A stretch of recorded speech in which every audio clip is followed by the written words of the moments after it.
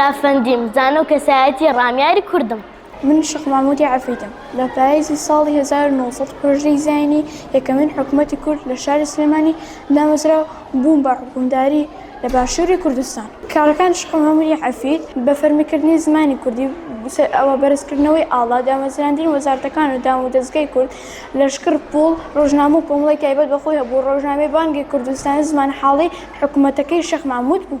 من ئیبراهیم خاین دلۆ گرنگترین شەوەشەم ئەنجامداوە لە ساڵ 1920 لە ناوچەکانی گەرمەسێر و گەرمیان و گفری لە دژی ئینگلیزەکان.